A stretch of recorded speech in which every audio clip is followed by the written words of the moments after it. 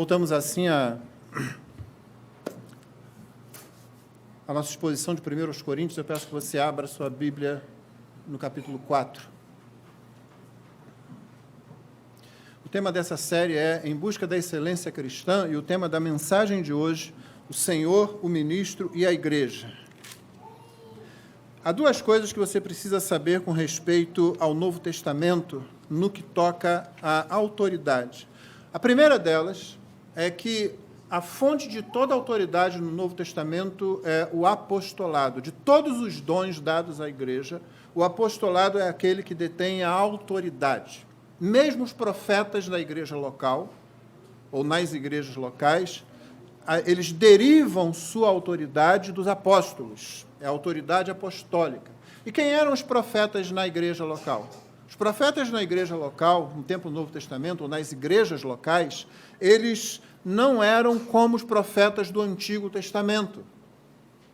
Os profetas foi um dom dado à igreja, a profecia foi um dom dado à igreja no período do Novo Testamento, justamente por causa da questão da autoridade. Havia poucos apóstolos. E você deve se lembrar que logo no dia de Pentecostes, a igreja cresceu exponencialmente. De um grupo de 120 pessoas, daqui a pouco você tinha 3.000, 5.000, ou seja, um grupo que crescia cada vez mais. Uma outra coisa aconteceu também. Ela se espalhou. Como aqueles poucos apóstolos iriam ensinar à igreja,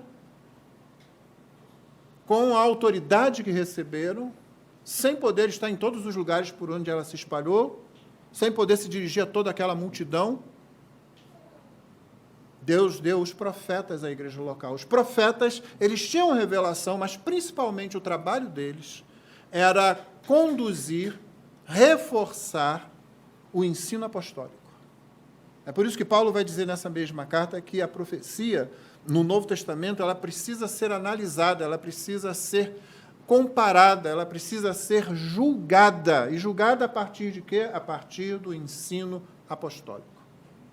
Profeta no Novo Testamento não é tanto uma pessoa que se levanta para dizer de algum segredo que alguém tem na igreja.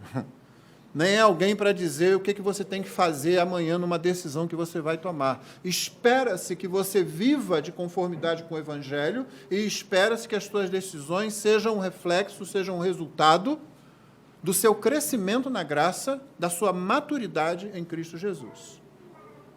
Então, primeiramente isso, o apóstolo ou o apostolado, esse dom dado à igreja, ele é a base da autoridade. A segunda coisa que você precisa saber é aquela que diz respeito à mensagem apostólica. A mensagem está intrinsecamente ligada ao apóstolo. De sorte que rejeitar o apóstolo é rejeitar a mensagem. É por isso que você vai ver Paulo sendo tão veemente em alguns momentos. Ele não tem nenhuma intenção de se defender, ele não tem nenhuma intenção de se proteger, ele viveu arriscando a vida, ele não tem nenhuma intenção de que as pessoas tenham uma boa imagem dele, isso acontecia sempre, não, às vezes com alguns fiéis na igreja, mas muita gente não tinha, mesmo dentro da igreja, como a gente já está vendo aqui na primeira carta aos Coríntios. Mas Paulo sabia que rejeitar a mensagem que ele pregava era rejeitar o próprio Cristo, era rejeitar o Evangelho. Por isso, além de defender algumas vezes o seu apostolado, ele também precisava ser muito firme, às vezes severo, com relação à pureza da mensagem. Vamos lembrar que ele escreve ao Gálatas e chega a dizer o seguinte: mesmo que um anjo descendo dos céus anuncie outro evangelho, que ele vai dizer não é outro, não existe outro, mas se aparecesse um anjo e falasse qualquer outra coisa, ele ensina aos Gálatas, vocês têm que considerar isso como algo anátema, como algo debaixo de maldição, como algo a ser rejeitado.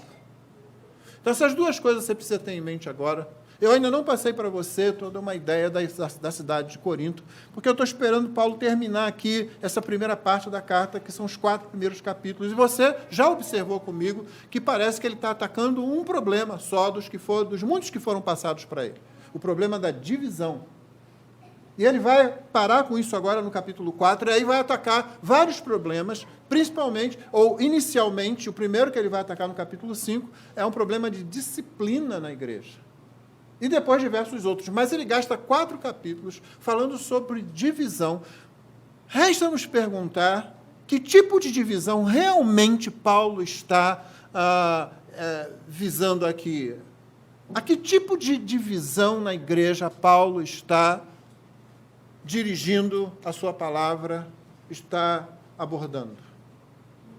Tendo isso em mente, vamos ler os 5 primeiros versículos de 1 Coríntios 4, que diz assim, ou dizem assim: assim, pois, importa que todos nos considerem como ministros de Cristo e encarregados dos mistérios de Deus. Ora, além disso, o que se requer destes encarregados é que cada um deles seja encontrado fiel. Mas a mim, pouco importa ser julgado por vocês ou por tribunal humano. Nem eu julgo a mim mesmo, porque a consciência não me acusa de nada, mas nem por isso me dou por justificado, pois quem me julga é o Senhor. Portanto, não julguem nada antes do tempo, até que venha o Senhor, o qual não somente trará à plena luz as coisas ocultas das trevas, mas também manifestará os desígnios dos corações. E então, cada um receberá o seu louvor da parte de Deus. Essa é a palavra do Senhor.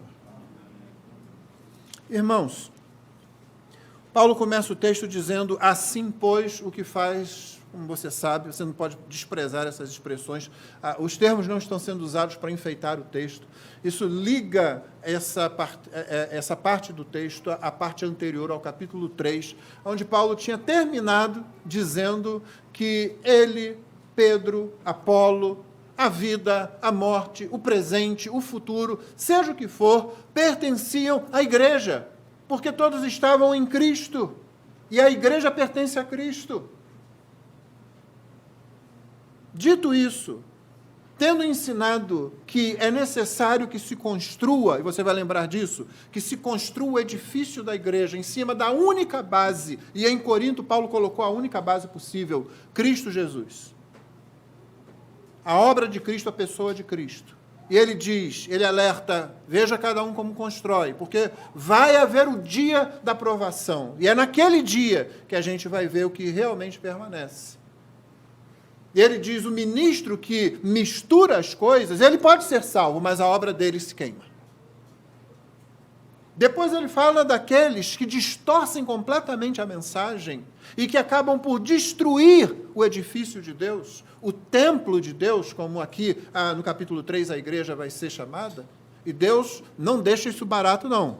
Paulo é muito categórico, ele diz, Deus o destruirá. Aquele que destrói o templo de Deus, a igreja do Deus vivo, Deus o destruirá. E aí ele termina dizendo, então, vocês têm tudo o que vocês precisam. Vocês não precisam procurar outra coisa. Seja Paulo, seja Pedro, seja Apolo, seja a vida, seja a morte, seja o presente, seja o futuro, tudo é de vocês, vocês de Cristo, Cristo de Deus. Assim, pois, por causa disso, o que ele vai falar agora? O que ele vai dizer? Importa que todos nos considerem como ministros de Cristo e encarregados dos mistérios de Deus. Ou seja, o juízo, o julgamento, porque vai haver juízo e julgamento aqui, antes daquele lá. Paulo vai falar de 2 julgamentos aqui. E ele diz, o juízo que vai ser feito aqui precisa ser feito sobre a premissa do serviço feito a Cristo. Quando o apóstolo era olhado, o que Paulo queria, não fosse que as pessoas não o julgassem, não o inquirissem, fosse que as pessoas o fizessem com base correta. E a base correta era o serviço prestado a Cristo. Os coríntios estavam fazendo outras coisas. Os ministros devem ser julgados com referência à sua fidelidade à palavra de Deus. É interessante que quando Paulo usa a palavra ministro aqui, ele não está usando a palavra mais comum, diáconos, que quer dizer ministro, diaconia quer dizer ministério. Ele está usando uma palavra que significa subordinado. Lá, muito atrás, ela era usada para designar aqueles remadores que ficavam na parte inferior daqueles antigos barcos, remando ali. Eles estavam sob o serviço, a autoridade dos outros, e ficavam ali. Essa palavra evoluiu naturalmente no tempo em que Paulo a usa. É utilizado para serviçais caseiros que estão debaixo da autoridade do dono da casa, ou um escravo que está sob a autoridade, está subordinado ao dono da casa, ou então ao oficial do tribunal, por exemplo, que está sob a autoridade, está subordinado à autoridade do tribunal. O que Paulo está dizendo é o seguinte: nós somos ministros de Cristo, ou seja, nós estamos subordinados a Ele. E você não pode nos analisar, você não pode nos inquirir, você não pode nos julgar com base nas suas preferências, no que você gostaria. Você tem que nos julgar a partir do seguinte pensamento: eles estão servindo bem aqueles a quem eles estão subordinados? Assim, a igreja precisa dar o correto reconhecimento aos homens por causa da mensagem. Note que Paulo usou aqui a referência dele ao Evangelho. Eu disse aos irmãos no início dessa série, para cada situação, para cada problema, para cada solução que Paulo vai apresentar, ele remete ao Evangelho. Nesse versículo, o Evangelho está aí na palavra mistérios, que ele já usou anteriormente. Você sabe que mistério aqui é aquilo que estava oculto no tempo do Antigo Testamento. É aquilo que as pessoas não iam conseguir deduzir somando 1 mais 1. Elas não iam deduzir, por muito religiosas que fossem, elas não iam conseguir deduzir, a não ser que Deus revelasse, elas não saberiam. E que mistério era esse? O mistério de que Deus se faria ser humano e, na condição humana, morreria pelos que ele ia salvar. Por isso, Paulo tinha dito anteriormente que a cruz é loucura e que para outros era um escândalo, que na visão das pessoas ela era fraqueza. E o problema da igreja é quando ela começa a pensar igual ao mundo. E aí começa a analisar as coisas espirituais da mesma forma. Paulo já corrigiu isso lá, dizendo para aqueles que são salvos é o poder de Deus, é a sabedoria de Deus. E agora ele continua corrigindo. Se lá ele falou sobre a mensagem, aqui ele fala sobre os ministros, os mensageiros. Então, quando ele refere aqui aos mistérios de Deus, está falando do Evangelho. Geralmente é assim no Novo Testamento, irmãos. Não há nenhum lucro, nenhum benefício, nenhum crescimento quando você está numa congregação e alguém se levanta para falar algum mistério ou falar em mistério, se isso não for o Evangelho. Os apóstolos não estão interessados em outro mistério, senão o Evangelho. Decorrências do Evangelho, consequências do Evangelho, é somente isso. Negligenciar os subordinados que são fiéis é desprezar a mensagem que pregam e desprezar o Senhor da mensagem. Essa é a preocupação de Paulo aqui. Portanto, o sentido desse primeiro versículo é o seguinte: é preciso que os homens nos identifiquem e nos julguem na condição de subordinados a Cristo. Se você for membro dessa igreja, você já sabe disso. Se você não é membro dessa igreja, o que interessa a você num pastor não é se ele conta muito piada, não é se ele é simpático, não é se ele é eloquente. O que interessa a você é ele é fiel à mensagem que recebeu para entregar. É isso que interessa. Aliás, é isso que vai interessar a Deus. É isso que Deus vai pedir de cada um dos seus ministros no futuro. E nós somos herdeiros do apostolado. Nós não somos apóstolos. Nós também trabalhamos sobre a autoridade apostólica. Não ousamos falar do púlpito qualquer outra coisa que não seja aquilo que os apóstolos ensinaram, quando nos referimos ao Novo Testamento. Qualquer pessoa que se diz apóstolo está roubando para si um título a que não tem direito. Não importa o desgraçado que deu isso para essa pessoa. Não, é porque se você olhar a história do apostolado no Brasil, o que você vai ver, e não só no Brasil, é um grupo de pessoas que acha que tem autoridade para fazer isso, fazer uma coisa que só Cristo tem autoridade para fazer. Só Cristo chamou apóstolos. Mas alguns se reúnem lá e dizem, você é apóstolo. Aí faz uma imposição das mãos e o cara sai dali se achando algum tipo de autoridade e querendo controlar a vida dos outros. Não nos interessa pregar, não interessa aos ministros fiéis, aos pastores, aos pregadores, aos missionários, a todos os que são fiéis, aos professores de Bíblia. Não interessa pregar outra coisa, senão aquilo que os apóstolos ensinaram. Porque esse é o ensino de Cristo. Eles são subalternos de Cristo e supervisores, mordomos, é a segunda palavra aqui. Depois de ministros, ele fala de encarregados, o mordomo. Você lembra que o mordomo é aquela pessoa que manda na casa toda, só abaixo do dono. No tempo do Novo Testamento, no tempo do Antigo Testamento, você vai encontrar um excelente mordomo em José. José lá no Egito, na casa de Potifar. Ele controlava tudo. É Daniel. Daniel na Babilônia. Abaixo do rei, somente ele. Era isso que Dario queria fazer e acabou fazendo. Daniel controlava tudo. Esse é o mordomo. Era o escravo no tempo do Novo Testamento, que às vezes era muito mais culto do que o senhor dele. E controlava tudo na casa. Administrava a casa toda. Ele era responsável por isso.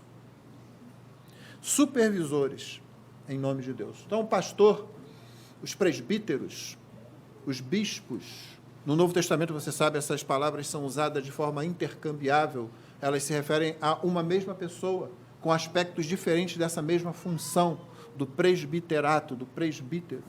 Ele é bispo, ele é supervisor também. E não é apenas uma pessoa que prega, não é apenas uma pessoa que dá algum ensino, é uma pessoa que vê se o ensino está correto, é uma pessoa que vê se a congregação está apreendendo o ensino.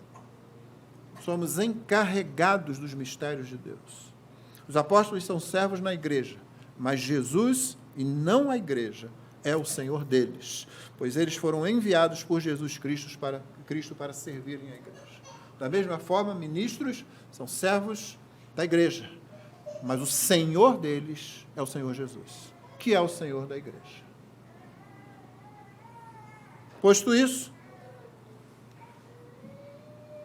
verso 2, ora, além disso, além da necessidade de que os outros todos nos considerem como ministros de Cristo e encarregados dos mistérios de Deus, além disso, o que se requer destes encarregados é que cada um deles seja encontrado fiel.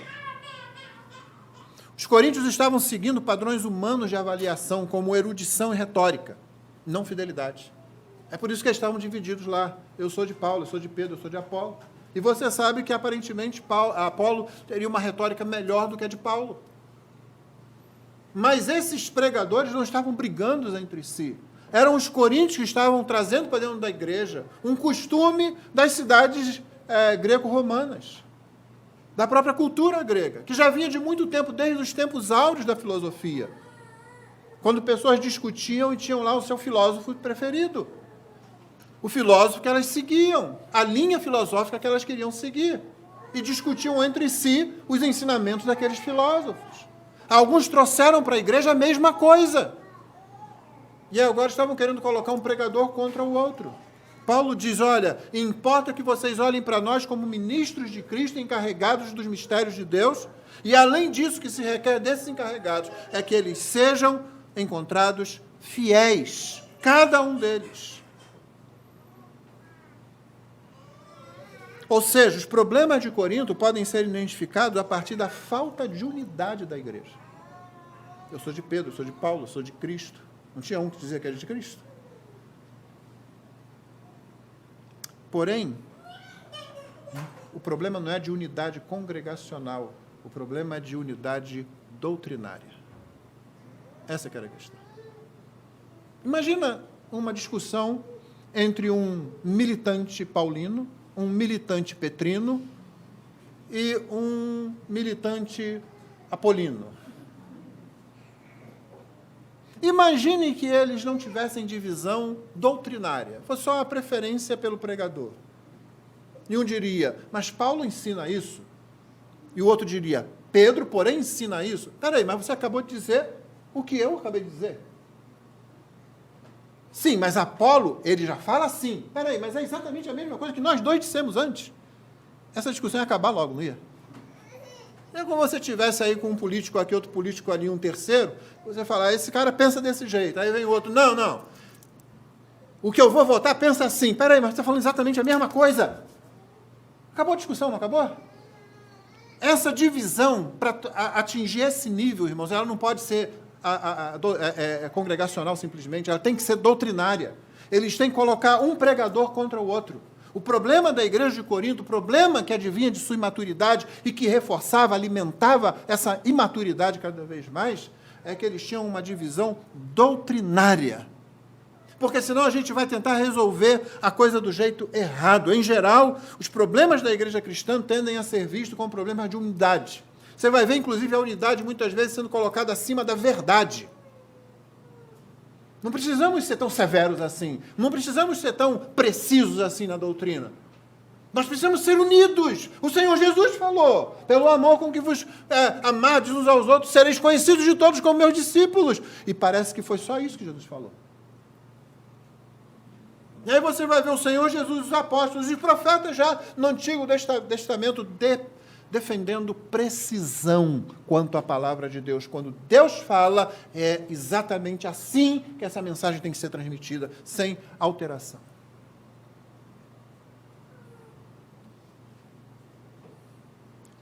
Mas a gente olha para a igreja e diz, nós temos que ser unidos. Então o que a gente vai fazer?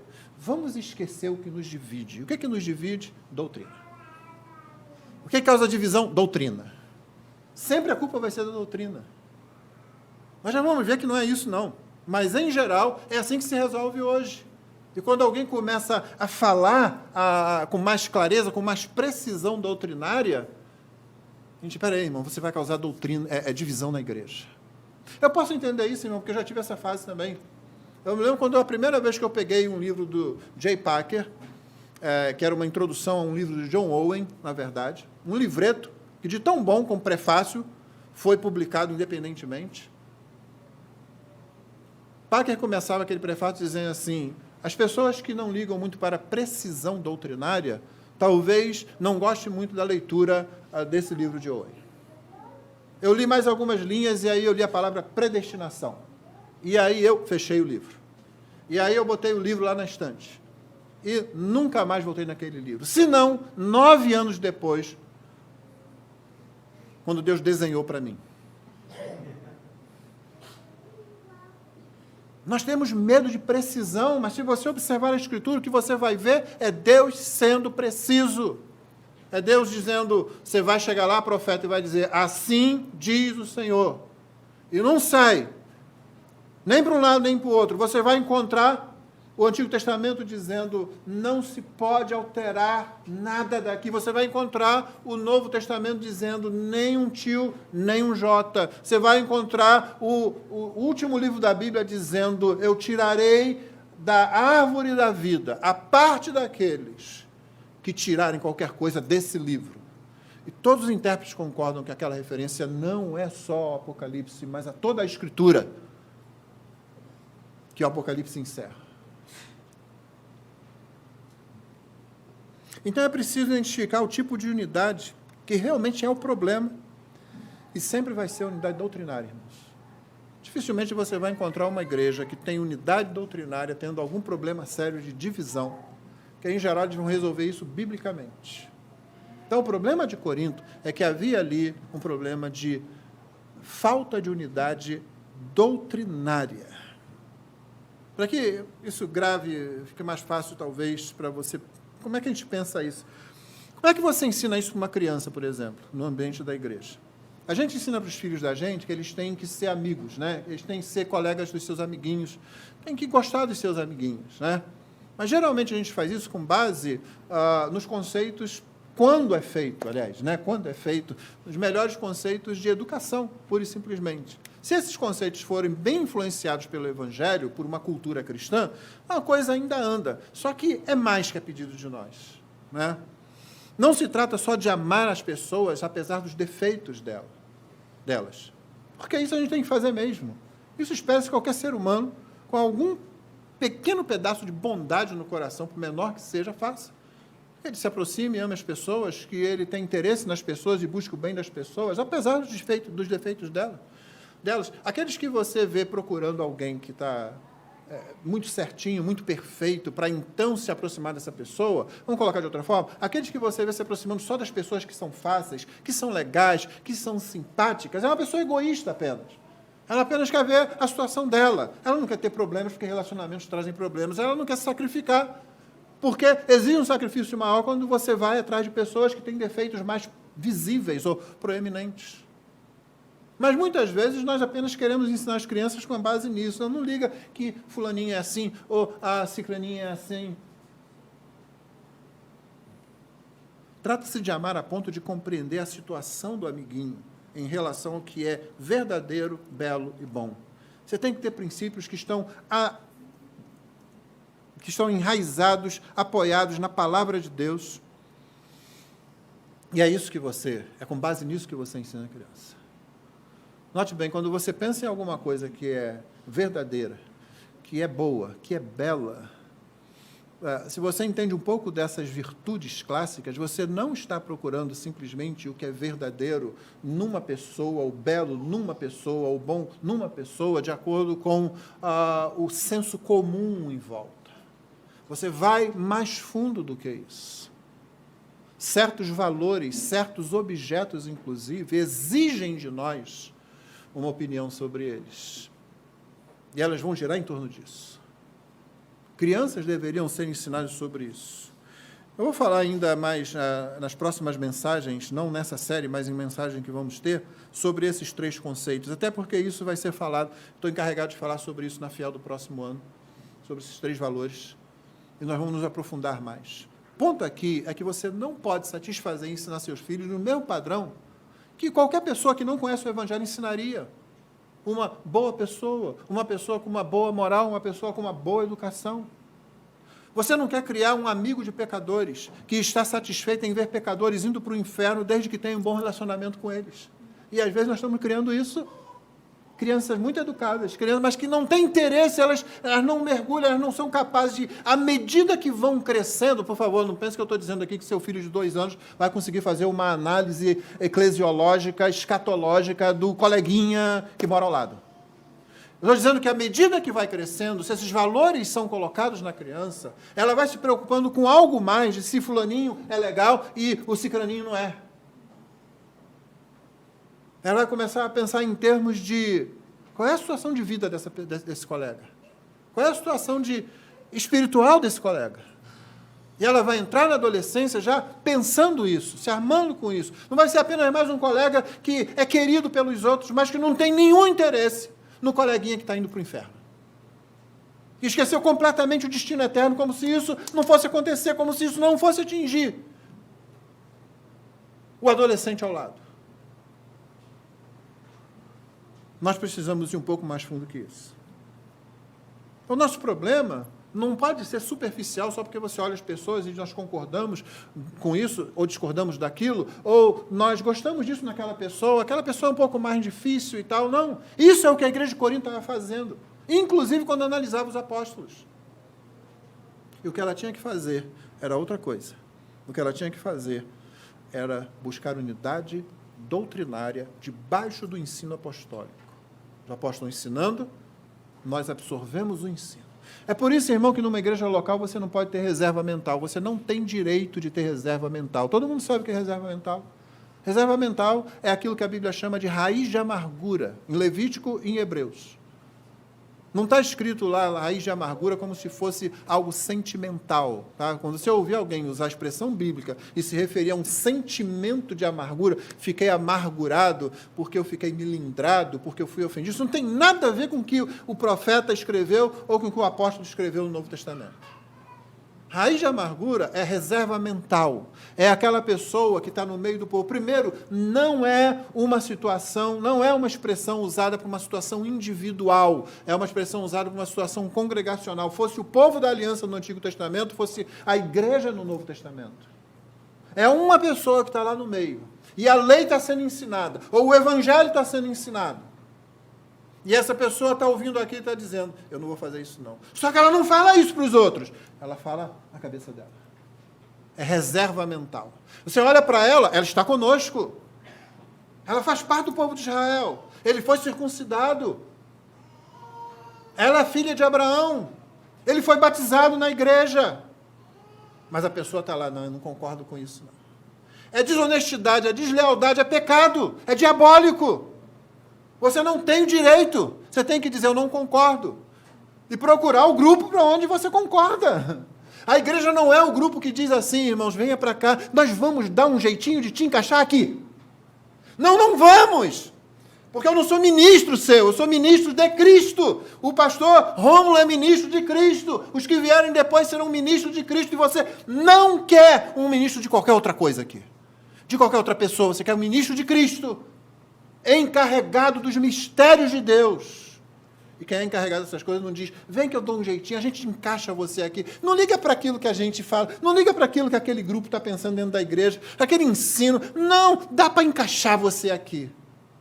Não podemos fazer isso. Da mesma forma, você não pode ficar aí olhando para mim, dizendo, pastor, falando, eu não concordo muito, não, mas eu vou ficando. Meu irmão, raiz de amargura, poderia ser traduzido como tumor cancerígeno. É algo que vai ficando no meio, é uma raiz, e ela vai se espalhando. E ela nunca, nunca, nunca vai ficar sem causar alguma coisa ruim. Nós não temos esse direito. Nós temos que buscar unidade doutrinária. O problema de Corinto era falta de unidade doutrinária. Toda vez que você pensar no pessoal que diz, eu sou de Pedro, eu sou de Paulo, eu sou de Apolo, eu sou de Cristo, não pense que é um grupo que está brigando lá por preferências puras, não. Não, é um grupo que está dividido doutrinariamente porque está pegando o evangelho e misturando alguma coisa nele. Versículo 3. Mas a mim pouco importa ser julgado por vocês ou por tribunal humano, nem eu julgo a mim mesmo. Paulo diz, é de pouca importância, seria uma boa tradução aqui. Ele está dizendo o seguinte, é secundário. O tribunal que importa mesmo é o de Cristo.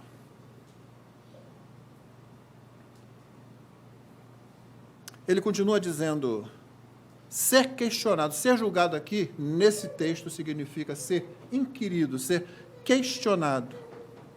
Irmão, ninguém deveria ser indagado, ser questionado. Paulo, inclusive, se submeteu a isso várias vezes. Um ministro fiel não deve temer a investigação fiel, mas deve estar atento ao questionamento desleal e abusivo. Então, quando alguém ouve uma pregação, quer saber se o pastor está pregando, se o ministro está pregando de acordo com a Escritura. A inquirição é correta, a inquirição, o questionamento fiel, honesto. Já tivemos pessoas aqui, de vez em quando aparece uma, que, seja em plenário, seja virtualmente, joga perguntas. Eu já vi isso acontecer aqui, assim, em escola dominical. Quando eu estou presente, eu corto logo e exponho a situação. Você quer saber ou você quer criar confusão? Sabe, a pessoa que faz uma pergunta assim, ela não está perguntando porque tem dúvida, ela não está perguntando porque não conhece, quer conhecer. É aquela pessoa que não tem a autoridade do ensino na igreja local, não foi chamada pela igreja local para o ensino, mas quer colocar ali a farpinha, quer colocar ali alguma coisa que vai causar divisão. Não vai abrir a Bíblia corretamente, não vai fazer isso, não vai se expor e dizer, olha, eu não acho que seja assim, eu acho outra coisa. Gostaria de que você me explicasse por que que é ou por que que não é aqui, porque eu penso desse jeito por causa disso. Não. A pessoa geralmente faz uma pergunta assim, parece que não tem nada. É aquela pergunta desleal, desonesta. Paulo não temia o questionamento. O que ele disse aqui é que era de pouca importância isso. Ele vai explicar nas próximas frases, né? Ele chega a dizer, nem eu julgo a mim mesmo, né? Nem eu julgo a mim mesmo. Ou seja, qualquer pessoa que prega o evangelho deve estar aberta ao questionamento e responder com a Bíblia aberta. É isso que eu falo sempre com os irmãos aqui. Você vai tratar de qualquer assunto, você tem que abrir a Bíblia. Vamos ver já um pouco mais disso. Paulo diz que ele não julga a si mesmo. Isso não se trata de irresponsabilidade inconsequente. Não se trata, Paulo não está falando aqui, esquece isso se você está pensando isso, ele não está falando aqui de avaliar procedimentos diários ao longo da vida. Tá? Não tem nada a ver com isso aqui, tipo, será que ontem eu respondi bem àquele irmão? Será que eu falei muito duro com a minha filha ontem, essa semana? Não é isso que está aqui, não. O que está em jogo aqui é o apostolado de Paulo. Tá? Então, não aplique isso a essa situação. Paulo não está dizendo assim que nem eu julgo a mim mesmo como se fosse falando dessas coisas. Ele está falando quanto ao apostolado e ao aspecto que você já aprendeu, fidelidade à mensagem que recebeu para entregar. É disso que estamos falando aqui. Então, esquece qualquer outra coisa, Paulo está falando disso aqui. Aplicado isso aos pregadores do Evangelho, aos presbíteros da igreja, é exatamente a mesma coisa. Não me importa, ou pouco me importa, ser analisado por vocês. Não quer dizer que não tem importância nenhuma. Mas nem eu mesmo, a partir dos meus critérios pessoais, me julgo. O que Paulo deixa claro aqui, irmãos, é que existe, portanto, certa importância no que pensam de nós. Se fosse o contrário, ele teria dito com todas as letras: nunca se importe com o que digam de você. Você já ouviu isso? Nunca se importe com o que digam. Isso aí, normalmente, é uma pessoa sendo treinada para ser egoísta, para ser egocêntrica, né? Ela quer as coisas para ela e ela é o centro de tudo, né? Não, irmão, não importa, claro que importa. Me importa muito o que minha esposa pensa de mim. A pessoa, louco é esse, que homem louco é esse que não está interessado no que a esposa pensa dele? Que mulher é essa maluca que não está interessada no que o marido pensa dela? Era importante para mim o que minha mãe pensava de mim, o que meu pai pensava de mim, ainda que eu tive por pouco tempo. É claro que é importante. Não é importante de forma absoluta, mas é importante. O que o seu cônjuge pensa de você, o que seus colegas de trabalho pensam de você. É aquele cara com quem não se pode contar? É aquela pessoa que, no linguajar dos rodoviários do Rio de Janeiro, é o deitão? A palavra em si já indica alguma coisa, não é? Deitão. É alguém que se coloca numa situação para deixar os outros irem fazendo, os outros irem assumindo responsabilidade, os outros irem gastando mais tempo, enquanto ele dá um jeitinho de ficar livre daquilo. É claro que existe certa importância nisso. Deixa eu abrir um parênteses pequeno aqui, só para dizer o seguinte: isso aí, quando você pensa diferentemente de Paulo, ou seja, não quero saber nada, não importa o que pensem de mim, é só uma demonstração de incredulidade. É só isso. E o que é incredulidade? Por que eu estou aplicando a palavra incredulidade aqui? Deixa eu explicar. Quando você diz que uma coisa, por exemplo, é muito difícil de obedecer com relação à Escritura, né? Por quê? Porque sua esposa pensa alguma coisa de você, seu marido pensa alguma coisa de você, seu pai, sua mãe, seu filho pensa alguma coisa de você, o seu irmão na igreja pensa alguma coisa de você. E às vezes não pensa bem porque você está errado mesmo. Em questões de casais, geralmente os dois estão errados, a minha experiência é essa. Não quer dizer sempre não, mas geralmente os dois estão errados. Em maior ou menor grau, depende mais para um lado ou para o outro, mas geralmente os dois têm que acertar coisas. Quando você diz que é muito difícil obedecer à Escritura para ajeitar essas coisas, fazer o que Cristo quer, se sujeitar à pregação fiel, o que realmente está acontecendo é que você está sendo incrédulo. A incredulidade, ela não faz afirmações do tipo, olha, o incrédulo não é quando a pessoa diz: não tenho forças para fazer isso. Estou muito desanimado para fazer aquilo. Ou ainda, eu tento, mas não consigo evitar esse pecado.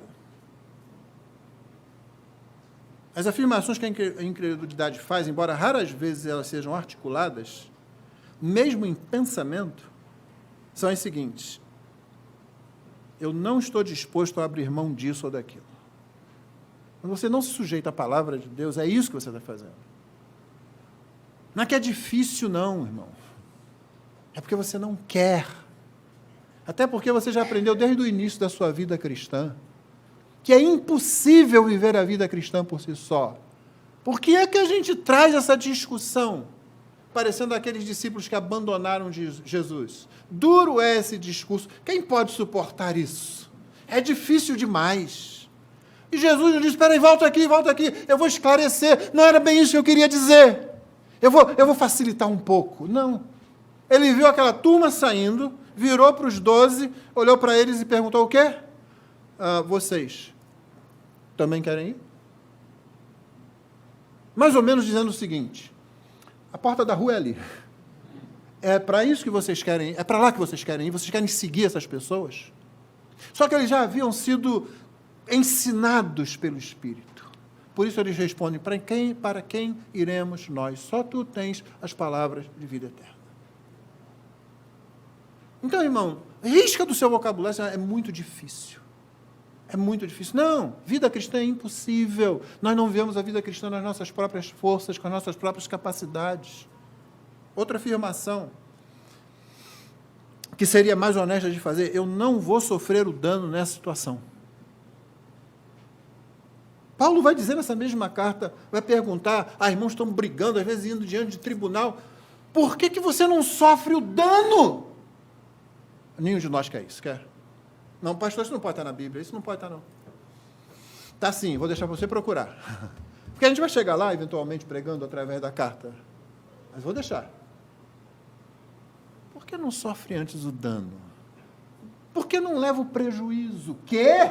Prejuízo? Eu? Não. Não, irmão. Não é que seja difícil. Não é que eu estou desanimado com isso. Não é que eu não estou conseguindo evitar esse pecado. Não! Eu não quero evitar esse pecado. Eu não quero levar o dano, sofrer o dano nessa situação. Ou ainda, eu não vou me humilhar se é isto que implica obedecer a essa ou aquela ordem de Cristo. Esse é que é o problema. Então, a falta de unidade congregacional sempre brota da falta de unidade doutrinária. Sempre, invariavelmente. Paulo podia se expor, ele sofreu inquérito. Provavelmente, muitos intérpretes acham que a referência aqui é algum inquérito que estivesse acontecendo na própria igreja lá, que estivessem falando sobre Paulo. Nós vamos analisar se esse cara é apóstolo mesmo. E pelo que a gente lê na segunda carta, parece que é muito provável isso realmente. Que Paulo estivesse nessa situação, né, de tendo que comparecer para dar satisfações. E ele não se incomoda de fazer isso. Não quer dizer que não fosse ruim, que não fosse uma coisa desgastante, mas ele faz. Escreve, inclusive, uma outra carta a respeito disso. Vai lá estar com eles também. Mas ele sabe que está lidando com uma igreja imatura que é dividida congregacionalmente porque é dividida doutrinariamente. Um tipo de maturidade leva a outra. E na igreja tudo começa com teologia, irmãos. Na igreja tudo começa com teologia. Pode se você gosta de teologia, se você não gosta de teologia. Né? Todo pensamento seu é um achar teológico quando se refere à igreja. E fora da igreja também. Então, é incredulidade simplesmente isso. A gente precisa se importar realmente, na medida certa, com aquilo que pensam de nós. Você não é controlar, isso não é ser controlado. Paulo nunca desviou 1 milímetro da mensagem que ele tinha que pregar. A mensagem continua sempre a mesma. Sempre foi um apóstolo fiel. Porém, ele sabia que ele estava lidando muitas vezes com grupos que eram desleais ou, no caso da igreja de Corinto, imaturos. 4. Depois de ter dito que a mim pouco me importa ser julgado por vocês ou por tribunal humano, nem eu julgo a mim mesmo, ele diz, porque a consciência não me acusa de nada, mas nem por isso me dou por justificado, pois quem me julga é o Senhor. Então, como já vimos, existe certa importância. Porém, como já foi dito também, o que importa mesmo é o tribunal de Cristo.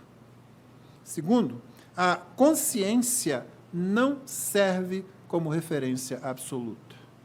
Você vê que Paulo, ele diz, a consciência não me acusa de nada, a minha consciência, mas nem por isso me dou por justificado. Quem me julga é o Senhor. Ou seja, Paulo podia dizer, como ele disse aos anciãos da igreja de Éfeso, lá em Mileta, nunca deixei de anunciar todo o conselho de Deus. A melhor coisa que um pastor pode fazer é, quando ele chegar ao fim da vida dele, ao fim do ministério dele, ou depois de muito tempo, dizer, eu sempre preguei a palavra de Deus. Qualquer defeito que teve, não foi um defeito porque eu conscientemente quis alterar, ou por medo, por covardia, quis alterar. Eu posso ter cometido um erro de interpretação aqui, e com a graça de Deus posso ter corrigido esse erro. Mas não fiz por interesse, não fiz por covardia, não fiz por falta de zelo, falta de estudo, falta de empenho. Então, é isso que Paulo está dizendo aqui. É por isso que ele vai chegar na segunda carta a Timóteo e vai dizer, eu combati o bom combate, completei a carreira, guardei a fé. Ele não está falando que guardou a fé pessoal, não. Quer dizer que ele guardou a pregação fiel em relação ao Evangelho. A consciência nem sempre serve. Vamos lembrar de Jeremias 17, os versos clássicos sobre a nossa consciência ou nosso coração? Enganoso é o coração mais do que todas as coisas e desesperadamente corrupto. Quem poderá entendê-lo? E aí vem alguém muito esperto, muito sofisticado, muito legal e diz para você, siga o seu coração. Espera aí. Enganoso é o coração mais que todas as coisas, siga o seu coração. Desesperadamente corrupto, siga o seu coração. Olha que boa ideia. Já viu aquele memezinho que tem um capeta com um chifre bem grande assim, atrás de alguém dizendo, vai lá, faz isso? É aquele mesmo que está dizendo para você, através de outras vozes, de outras bocas, de outros lábios, siga o seu coração, vai. Você merece ser feliz. E Jeremias está desesperado, gritando desde lá do passado. O coração é corrupto, é enganoso, é desesperadamente corrupto. Quem pode entendê-lo? E para que você não fique aí sem resposta, ele completa, eu, o Senhor, sondo o coração, eu provo os pensamentos para dar a cada um segundo os seus caminhos, segundo o fruto das suas ações. Consciência nem sempre é muito boa guia, não. E com certeza ela não pode ser um referencial absoluto. 2 textos podem ser úteis para você, quando você quiser olhar para dentro de você mesmo, que é uma das coisas mais perigosas que os seres humanos fazem, é olhar para dentro de si mesmo. Sozinhos, né? Deixa que eu me investigo, deixa que eu vou me analisar, deixa que eu vou. Paulo diz, a minha consciência não acusa de nada, mas nem por isso me dou por justificado, quem me julga é o Senhor. 2 textos, no Antigo Testamento, Salmo 139, 23 e 24, usa isso. Sonda-me, ó Deus, e conhece o meu coração, prova-me e conhece os meus pensamentos, vê se há em mim algum caminho mau e guia-me pelo caminho eterno. É bem diferente isso? Ouça essa voz é boa de ouvir. Aquele seu amiguinho que não é crente, aquela sua amiga que não é crente, vizinho, colega de escola, de trabalho, quando falarem isso para ela, quando ele disser alguma coisa assim, vai lá e chega aqui, olha, você me permite uma visão diferente dessa? Nem minha, não. É de um cara chamado Davi. Ele viveu um pouquinho antes da gente. E aí diz isso aqui. Mas se você quiser atualizar o negócio, você pode usar Paulo. 2 Coríntios 3,15. Examinem-se para ver se realmente estão na fé. Provem a si mesmos ou não reconhecem que Jesus Cristo está em vocês, a não ser que já tenham sido reprovados. Que investigação é essa? É aquela que procura Cristo em mim. Não é aquela que olha para dentro de mim simplesmente para ver se eu estou me sentindo bem. Quanto de Cristo tem na minha vida? Quanto de Cristo está no meu agir? Quanto de Cristo está no meu falar? Quanto de Cristo está nas minhas decisões? Quanto de Cristo está na forma como eu trato as pessoas? Na forma como eu ajo dentro da igreja? Na forma como eu vejo a igreja? Você olha para dentro de você mesmo, Paulo está dizendo, procure por Cristo. Veja o quanto dele está ali. Nós temos um hino que diz, 169 do cantor cristão diz, mais de Cristo eu quero ter. Mais de Cristo eu quero aprender. Mais de Cristo eu quero viver. Último versículo. Portanto, não julguem nada antes do tempo.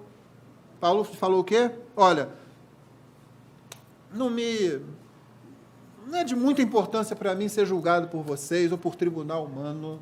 Nem eu a mim mesmo me julgo. A minha consciência não me acusa de nada, mas nem por isso me dou por justificado. É o Senhor quem me julga e Ele está levando isso não para o dia a dia, Ele não está levando isso para o dia a dia, ele está fazendo referência àquilo que ele já fez referência anteriormente, quando ele disse, olha, a obra de cada um vai ser provada pelo fogo, vai ser lá no dia do julgamento, o dia final, aquele dia, o tribunal. E você sabe que no Novo Testamento, no Antigo Testamento, dia é sinônimo de tribunal. Os gregos usavam isso. Paulo usa isso aqui, quando ele fala tribunal humano, não é tribunal que está escrito, é dia humano, ou seja, é aquele momento que você chega para prestar contas. Entendeu?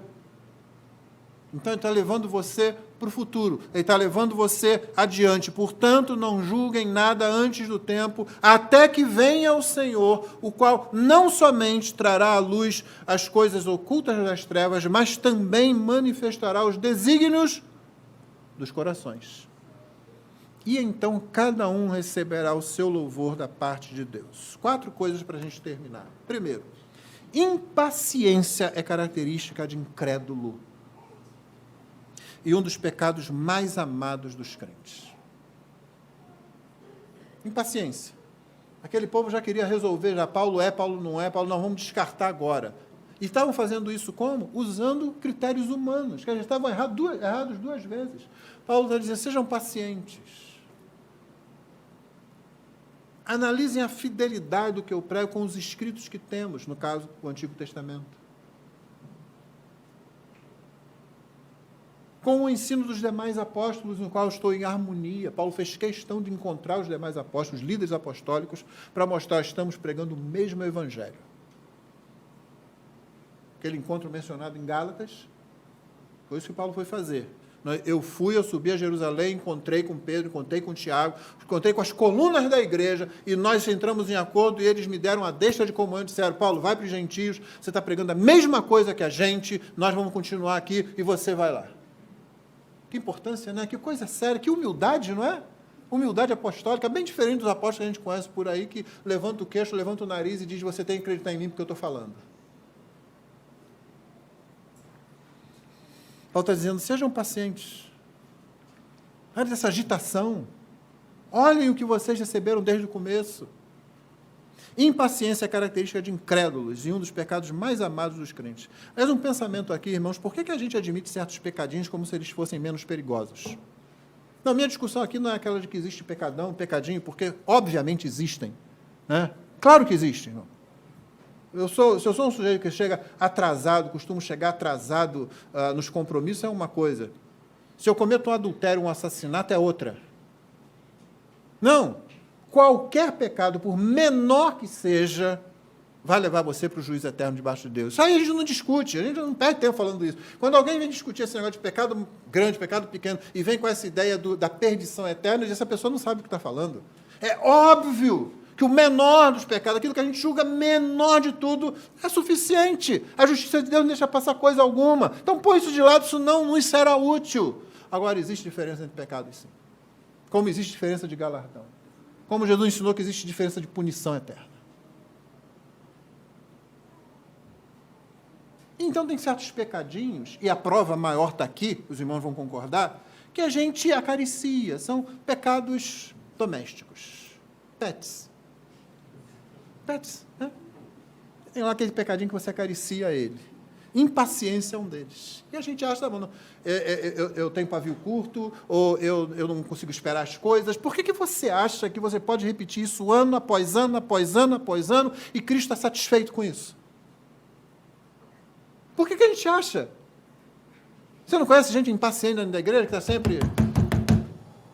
Tem que ser quando eu quero, na hora que eu quero, do jeito que eu quero? Só que a gente acaricia, a gente admite. Grosseria no trato. Gente, pastor na internet ofendendo outro pastor e assim é por diante, e não quer nem saber. Com ofensas grosseiras, com coisa... Paulo diz, a gente precisa ser exemplo no trato. Precisa ser. Precisamos ser entre nós. Mas não, eu vou acertar isso, 20 anos depois, eu vou acertar isso. Por que a gente admite isso? Não, é que eu sou assim. Síndrome de Gabriela? Lembra da Gabriela? Eu nasci assim, eu sou sempre assim. Vou morrer assim? Gabriela. A gente devia mudar de nome. Toda pessoa, todo homem, toda mulher que chega numa certa idade, todo rapaz, toda moça diz, não, é que eu sou assim. Eu fui criado assim. Peraí, foi criado assim, ô desgraçado, até agora. A desgraçada é um termo técnico, irmão. Pessoa que está sem a graça. Você foi criado assim até agora. Já tomou tenência de que foi a sua criação que fez isso com você? Toma outro rumo.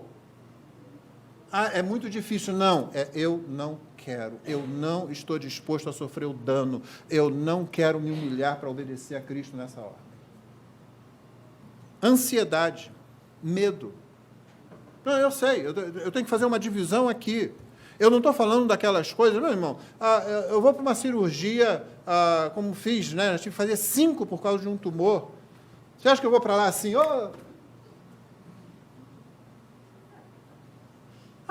ansiedade, ser com medo e tal. Eu dou graças a Deus porque inventou a anestesia. Sedação. Olha, eu vou abrir os olhos de um jeito ou de outro.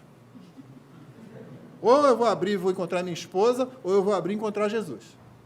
De um jeito ou de outro. Isso consola.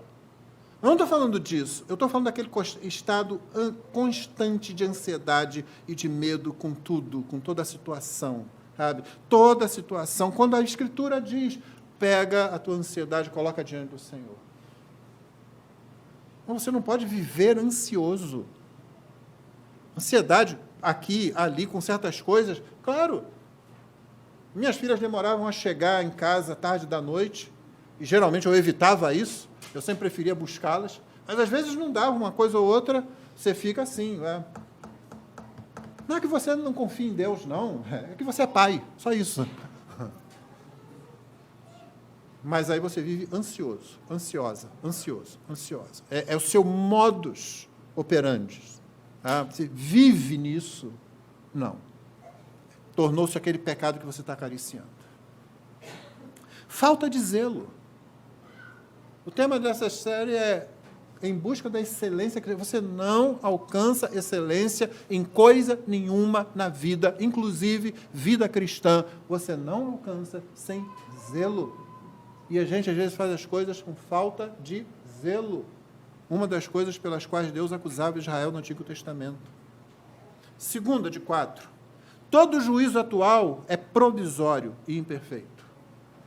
Ele está dizendo isso, olha, não julguem nada antes do tempo, até que venha o Senhor. Todo juízo é imperfeito, todo juízo é provisório, irmãos. Haverá o dia do juízo, quando todo juízo será feito. Nós temos que fazer julgamentos agora. A Bíblia ordena que nós façamos julgamentos agora. O Novo Testamento pede, principalmente com relação a quem prega, principalmente com relação à mensagem pregada. Nós temos que fazer. Nós temos que fazer julgamentos para ver se uma pessoa deixou de viver de acordo com a profissão de fé dela e talvez ela tenha que ser excluída, como vai acontecer no capítulo seguinte. Mas nós sabemos da imperfeição. É por isso que na igreja, quando nós fazemos isso, nós fazemos com temor e tremor, pedindo ao Senhor graça, pedindo ao Senhor direção. Você deve fazer isso para sempre, em tudo. Os coríntios não estavam fazendo isso. Eles diziam, ele não é um orador tão bom assim. A presença dele é fraca. Diziam isso dele, não quer dizer que ele fosse.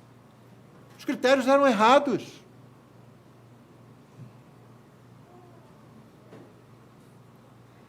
Todo juízo é provisório e imperfeito.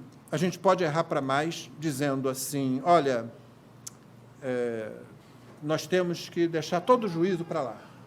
Toda análise, todo critério, todo julgamento, não, deixa isso para lá, porque senão a gente vai cometer erros.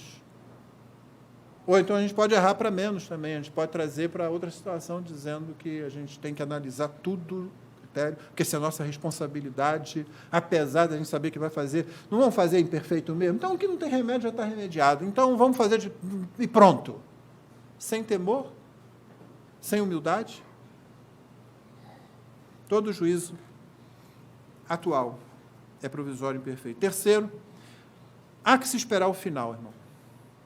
Há que se esperar o final. Ele disse, não julguem nada antes do tempo, até que venha o Senhor, o qual não somente trará à plena luz as coisas ocultas das trevas, mas também manifestará os desígnios dos corações.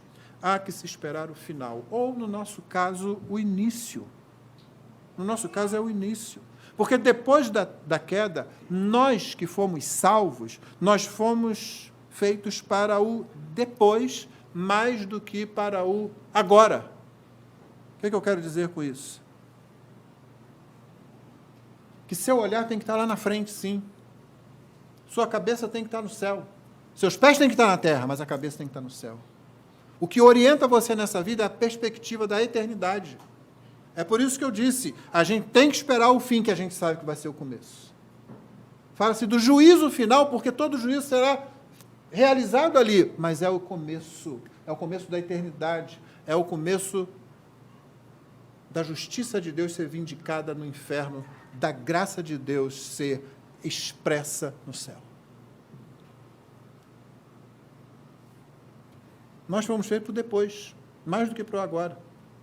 E eu lembro sempre daquela frase do C.S. Lewis: os que vivem com a mente na eternidade são aqueles que se tornam mais relevantes para o agora. Ele estava certo. Nossa busca constante de excelência, para aqueles que atentam para a Bíblia e são zelosos, essa busca constante reflete o desejo pela eternidade. Por que a gente tem avaliação do culto aqui? Toda terça-feira os líderes de culto da igreja se reúnem para avaliar. Por que a gente faz isso, irmão? Porque a gente não tem mais nada para fazer? Não. As pessoas são muito ocupadas. Estão buscando excelência. Por quê? Porque a gente sabe que a gente não vai atingir perfeição aqui, entendeu? Você viu como é que funciona a cabeça de quem está olhando para a eternidade? A gente sabe que perfeição não vai acontecer aqui, mas a gente também sabe que imperfeição é um negócio crescente se você deixar crescer. Ela vai tomando conta. Então, nós estamos sendo preparados para o perfeito, para o que vem depois. Nós estamos sendo preparados para a eternidade. Então, aqui nós não seremos perfeitos, aqui nós não realizaremos coisas com perfeição, nem o culto, nem a disciplina da igreja, nem o discipulado, nem a evangelização. Aqui dependemos inteiramente da graça de Cristo, para cada uma dessas coisas ser realizada da melhor forma possível. Mas é justamente porque a gente sabe que a imperfeição está em todo lado, que o erro está em todo lado, que o destruir do pecado está em todo lado, é justamente por isso que a gente busca a excelência. Porque nós somos seres da eternidade. Nós fomos feitos para a eternidade. Nós não somos eternos. Não somos eternos. Ah? Nossa alma é imortal. Seu corpo será imortalizado depois da glorificação, mas nós não somos eternos. Eterno é quem não tem começo nem fim. Só Deus é eterno. Nós tivemos começo, mas nós fomos feitos para a eternidade futura. Nós estamos caminhando para lá. Nosso gosto tem que ser aperfeiçoado por isso. Nosso olhar tem que ser aperfeiçoado por isso. Nosso pensar tem que ser aperfeiçoado por isso. Nossa perspectiva precisa ser a eternidade. Finalmente, a eternidade tem a ver com louvor. A eternidade tem a ver com louvor. Você foi feito para a eternidade, você foi salvo para a eternidade, você está sendo preparado para a eternidade. A eternidade tem a ver com louvor. E então, cada um receberá o seu louvor da parte de Deus. Note 3 coisas que Paulo está afirmando aqui. Primeiro, o louvor vem na segunda vinda. Como foi dito aqui já no início do culto. Tudo que a gente quer ouvir do Senhor é isso. Bem-estar, servo bom e fiel. Você não quer ouvir isso, não? Eu quero ouvir isso, sim. Eu quero ouvir isso. Aí vou dizer, não, Senhor, não pode ter sido. Eu sei que eu não fui fiel como devia ser. Mas o Senhor não está olhando para você, Ele está olhando para a justiça de Cristo que reveste você, que reveste tudo o que você faz. É por isso que a gente caminha, não com tensão, não com angústia, a gente caminha para o final, que é o início. A gente caminha com desejo, por ouvir a palavra do Senhor. Bom está, servo bom e fiel. Entra na alegria do teu Senhor. E você sabe que você não merece. E você sabe que você não fez como devia fazer. Mas você sabe que Cristo fez tudo em você, que Cristo foi tudo em você. É por isso que a gente canta, Cristo é tudo em mim. A gente quer dizer isso também. Na eternidade, Ele é a minha eternidade. Ele é a perfeição do que eu estou fazendo aqui, que eu sei que não é perfeito. Louvor na segunda vinda. É por isso que Paulo diz, não me interessa muito o julgamento de vocês, seja para pior, seja para melhor, seja bom, seja ruim. E Paulo está certo, porque você considera, em certo grau, o que dizem de você, como eu disse ao longo da mensagem, como você considera os elogios que fazem. E você deixa ele lá quietinho no lugar dele, fazendo a mesma coisa. A minha consciência não me acusa de nada, mas eu não me dou por justificado por causa disso, não. Ai do líder de igreja, ai do presbítero, ai do missionário, ai do pregador, que ouve os elogios e diz, cara, eu estou bom demais. Olha, eu estou... Que sorte que vocês têm de eu estar aqui pregando para vocês, hein? Então, Paulo não está interessado nisso, ele sabe que louvor na segunda vinda de Cristo. Segundo, louvor individualmente. Cada um receberá o seu louvor da parte de Deus, seja Paulo, Pedro, Apolo, seja eu, seja você. Cada um receberá o seu louvor da parte de Deus. Individual. Não tem esse negócio de você chegar lá simplesmente assim, não fez nada, a sua vida toda como um deitão gospel, e vai ficar lá no montinho, né? Todo mundo junto. Chegou a igreja lá, primeira igreja batista bíblica do Rio de Janeiro, se apresenta, aí vai lá um grupo. Já imaginou? Você nunca abraçou a igreja realmente, nunca abraçou o serviço local da igreja. Então, sempre, não, eu tenho outras coisas que eu tenho que fazer. Né? E vai achando que vai ficar lá, todo mundo em volta. Não. O anjo vai vir agora, fila. Vocês vão entrar separadamente naquela sala lá com ele. Aí você começa a ir para trás da fila. Cuidado, se você for demais, você cai. Nada disso é na Bíblia desse jeito. Desse jeito. Mas tá, irmãos, louvor é individual, cada um. E, finalmente, louvor de Deus, não dos homens. Cada um receberá o seu louvor da parte de Deus. É isso que você quer, é isso que eu quero, é isso que nós desejamos. Se você tem a mente na eternidade, se você cresce em maturidade, na graça, no conhecimento de Cristo, é isso que você quer. É isso que vai estar dentro do seu coração. É por isso que você vai ansiar. É a partir disso que você vai analisar os pregadores que pregam para você, sejam eles quem forem. É a partir disso que você vai analisar a mensagem que você está recebendo e a mensagem que você está pregando, para ver o grau de fidelidade ao Senhor.